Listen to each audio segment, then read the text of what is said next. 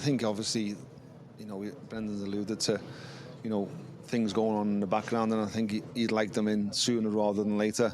But I think without him saying, I think they're quite close.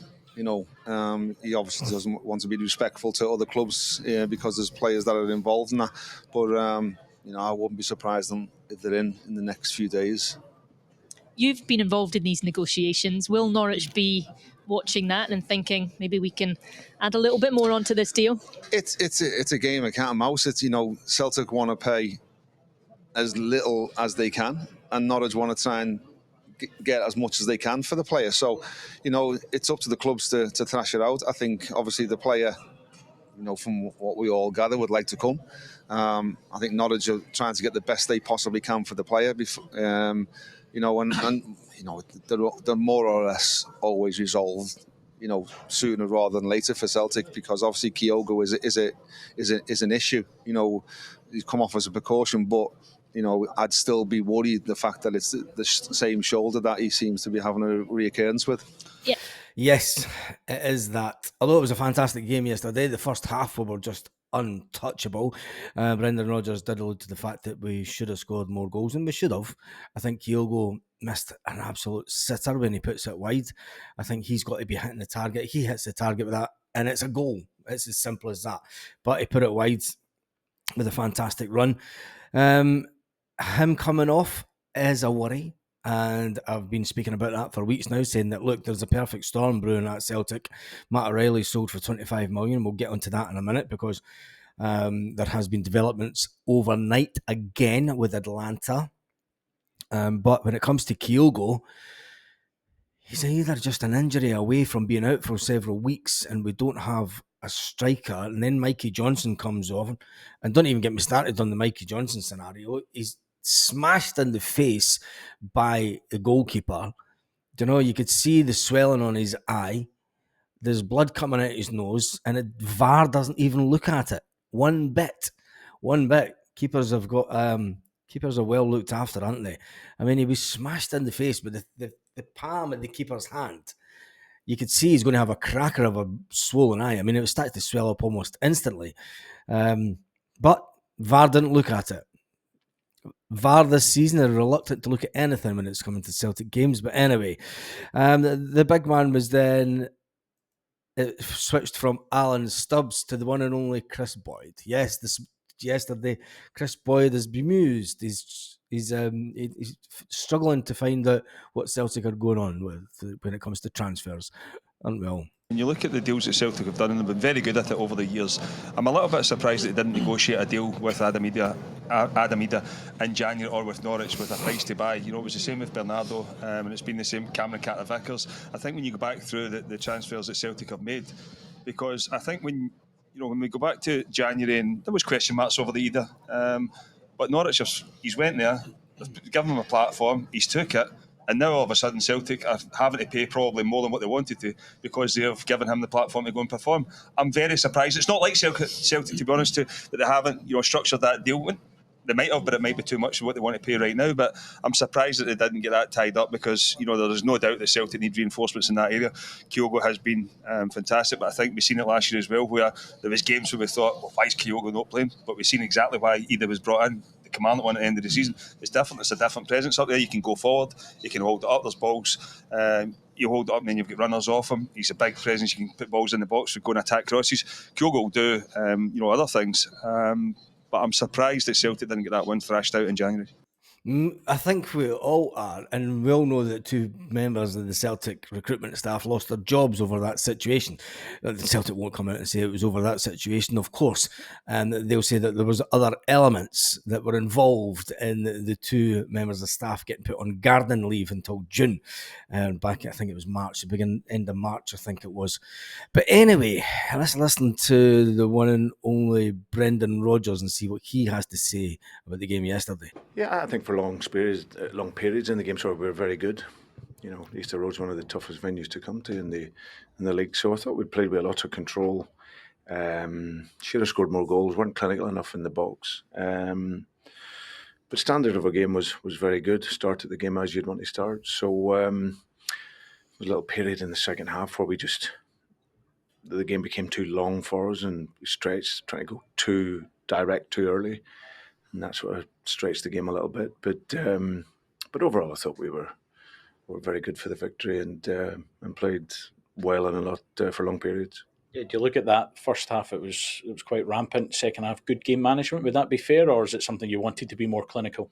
No, well, we'll always demand to score goals, but I think going into the game, when you look at what we have a winning mentality and quality, and that combination is a really good. It's the best combination you can have in football to win games. So we showed that. 2 excellent goals. First goal into the depth, great pass by Nick, and then he actually gets on the end of it, which we're encouraging him to do and get in more to the second post.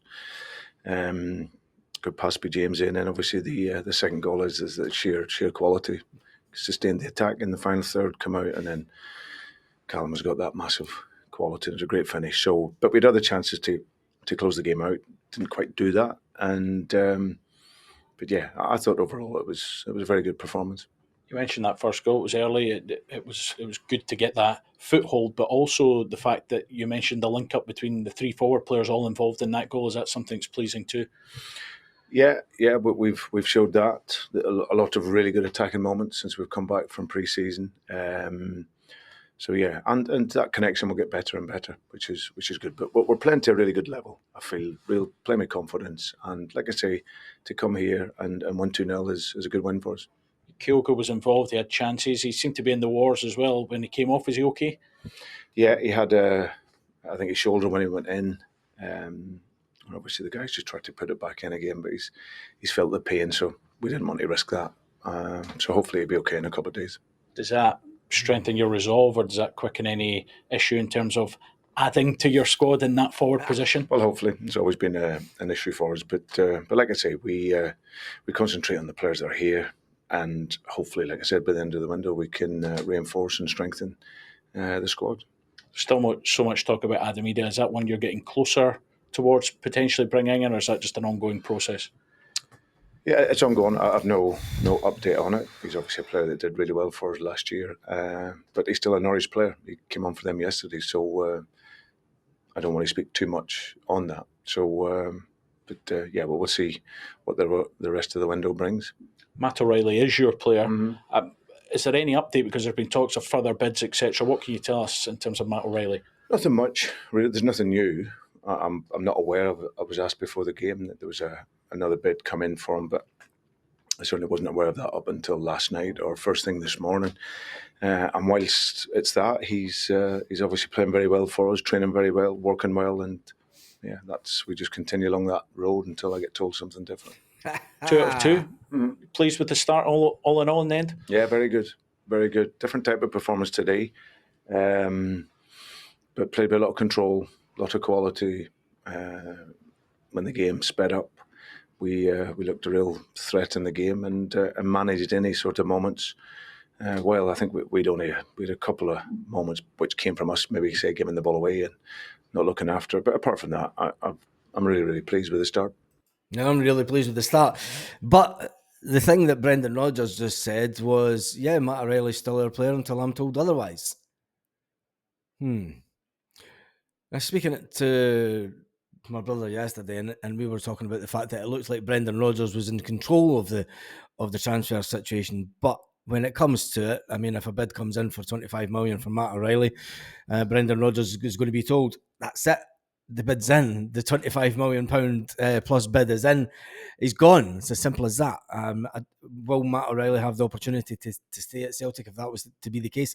I don't think so. I think we'll wait and see. Anyway, the update with Atalanta is the following: the fact that they have been in talks with Juventus to sell their player. Now, we all know that Atalanta have been in talks with Juventus to sell one of their players, and it looks like they has coming to a conclusion with the deal being closer to 60 million, 55 million plus add-ons, which opens the door for them to go and get Matt O'Reilly. So they've got money to spend. It's the fact that they've been holding out for Juventus to pay the closer to the 60 million mark for the player that they're after. But But Atlanta have not been happy with the player because the player in question has refused to participate in training because he wants to push through the transfer to the Turin team. It's a bit like when Adam Ida didn't go to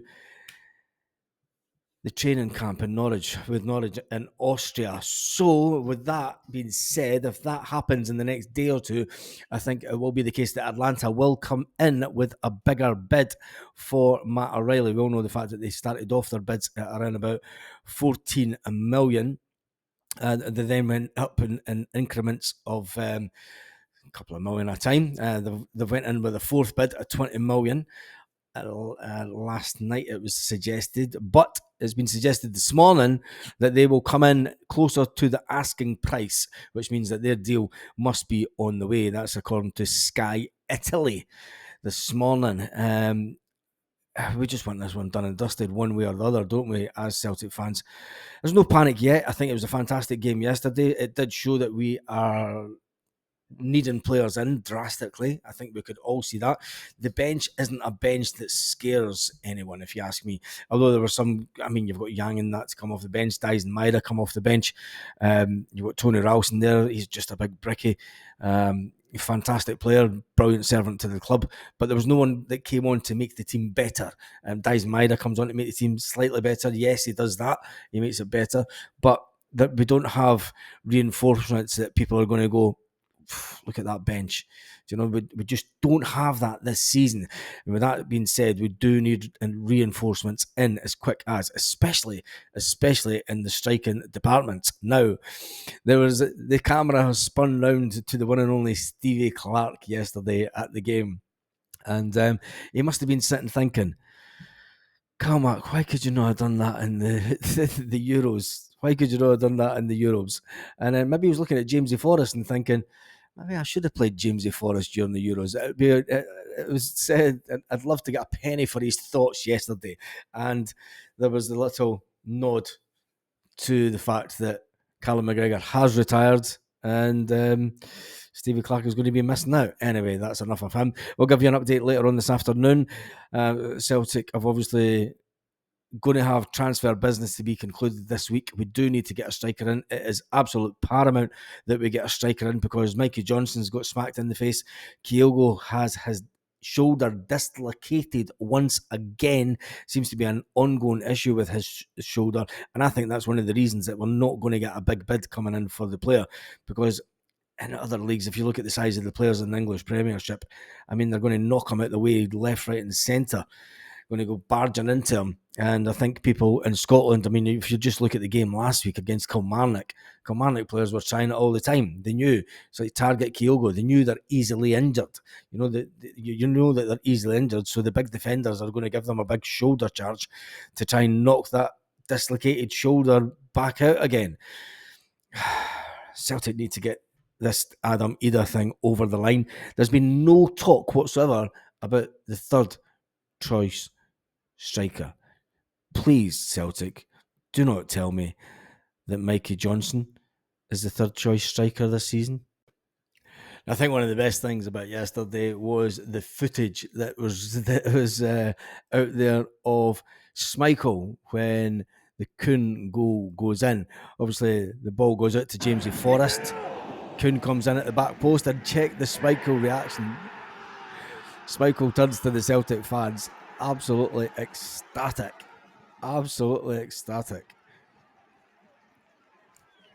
He is buzzing the fact that we got that first goal and buzzing the fact that we took the lead at Hibernian yesterday. Yes, the game did end 2-0 to Celtic. A lot of people were expecting 4. I was expecting 4-1. I thought we might have got there with the 4, but it wasn't to be. So on that note, if you've watched to the end, you've just seen a cracking piece of action by Schmeichel. Have a fantastic day to all you Celtic fans all around the world.